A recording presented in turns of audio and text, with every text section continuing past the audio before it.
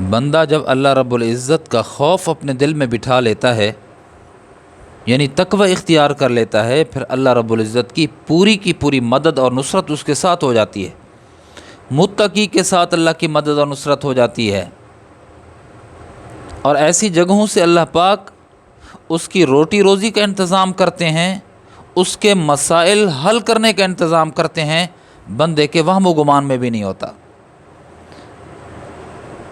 دسیوں نہیں، 20 واقعات کا میں خود شاہد ہوں، عینی شاہد، کہ جس نے تقوی اختیار کیا، اللہ رب العزت نے گویا اس کا ہاتھ پکڑ کر مشکلات سے بھی نکالا۔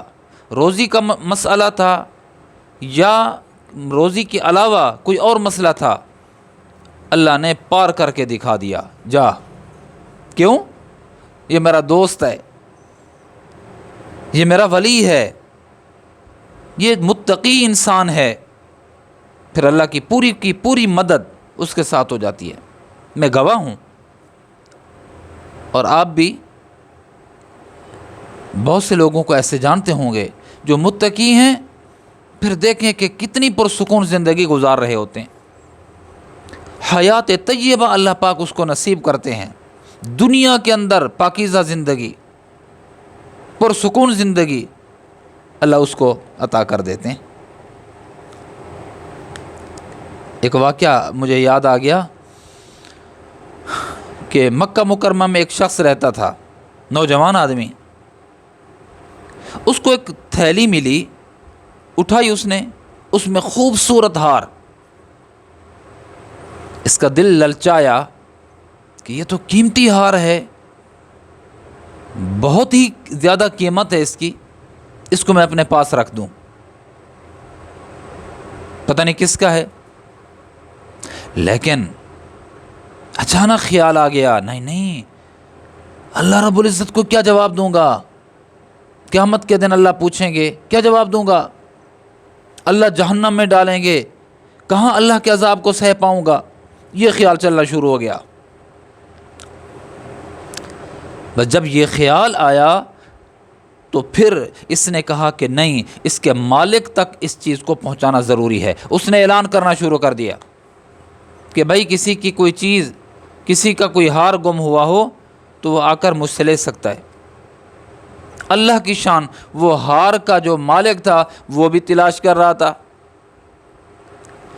اس تک خبر پہنچی کہ کوئی آدمی اعلان کر رہا ہے، تو وہ پوچھتا اس بندے تک پہنچا کہ بھائی میرا ہار گم ہو گیا ہے۔ اس نے کہا میں آپ کو آپ کی تھیلی اور ہار دکھاتا ہوں، بلکہ تھیلی اور ہار دکھاتا ہوں، اگر وہ آپ کے تو آپ لے جائیں۔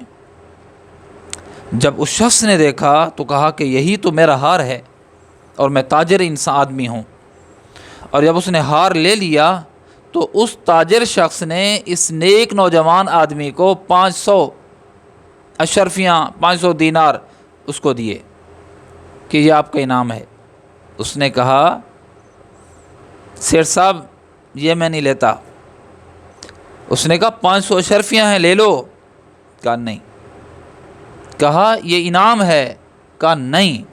کہا میں نے منت مانی تھی، یعنی میں نے طے کیا تھا جس کے پاس سے مجھے ہار ملے گا میں اس کو 500 اشرفیہ دوں گا۔ اس نے کہا نہیں، میں نے اللہ کے لیے کیا ہے، یہ کام اللہ کے لیے کیا ہے۔ ان اجری الا علی اللہ، میرا اجر تو اللہ کے لیے، اللہ کے پاس ہے، میرا یہ عمل خالصتاً اللہ کے لیے۔ وہ اشرفیاں واپس لے گیا انعام والی، اس نوجوان نے نہیں لی۔ تاجر واپس لے گیا، ہار بھی لے گیا۔ وہ اپنے علاقے میں جب چلا گیا تو اس نے وہاں جا کر کہا اپنے ملنے والوں سے کہ یار مکہ میں ایسا نیک صالح آدمی، ایسا متقی آدمی میں نے زندگی میں نہیں دیکھا، کہ میرا اتنی قیمتی ہار اگر وہ اس کو بیچتا تو ساری زندگی وہ بھی اور اس کی نسلیں بھی کھاتی رہتی، اس نے وہ ہار مجھے دے دیا۔ اے کاش یہ بندہ میرے علاقے کا ہوتا، میں اپنی بیٹی کا نکاح اس سے کر دیتا، لیکن یہ تو دور کا ہے، پتہ نہیں کہاں کا رہنے والا ہے، شادی شدہ ہے، غیر شادی شدہ ہے۔ اللہ کی شان، اس مکہ مکرمہ میں رہنے والے نوجوان کو سفر کی ضرورت پڑی، یہ سمندری سفر کرنے لگا،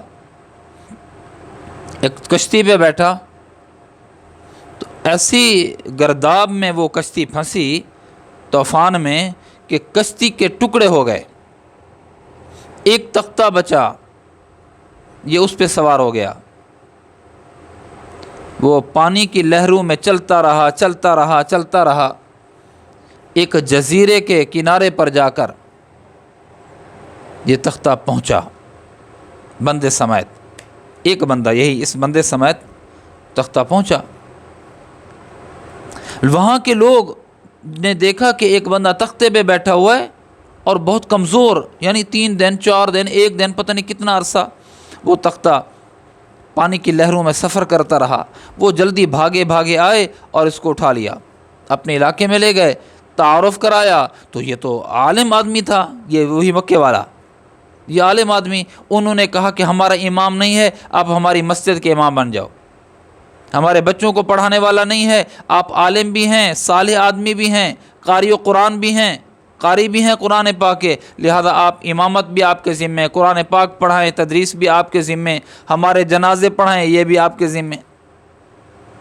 جب اس کی محنت کو دیکھا تو ان سب کے بستی والوں کے یا شہر والوں کے دل میں اس اللہ والے کی عظمت اور محبت بیٹھ گئی، اور جب جس سے محبت ہو جاتی ہے نا، پھر خوف بھی آتا ہے اس سے، اس کے بچھڑنے کا۔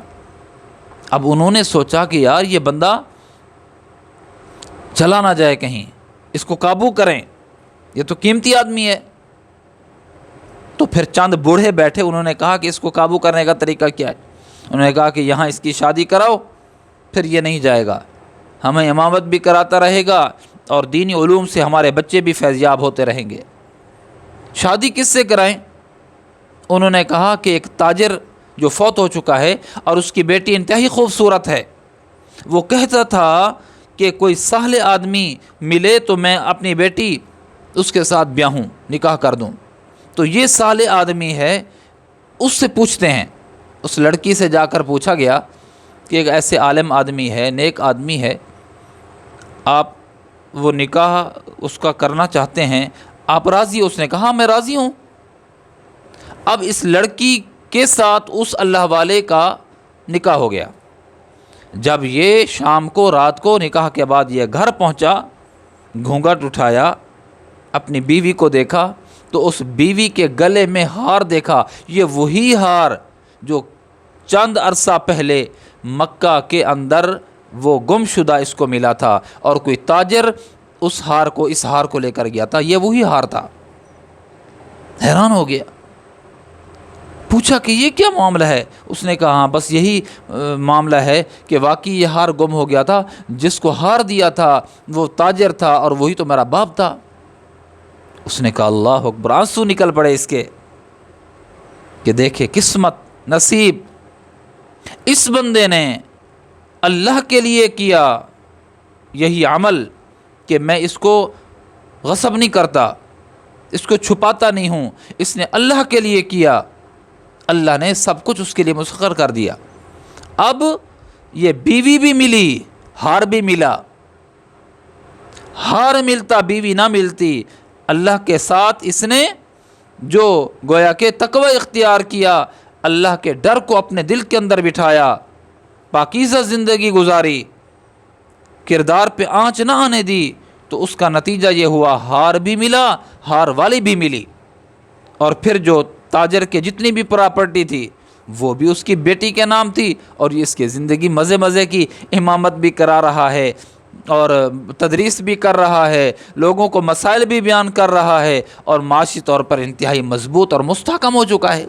تو میرے عزیزو، تقویٰ ہو، اللہ کا ڈر اپنے دل کے اندر رکھیں، پھر دیکھیں کہ اللہ کیسے راہیں کھولتا ہے، ایسے راہیں کھولتا ہے جیسے میں نے آپ کو واقعہ بیان کیا ہے۔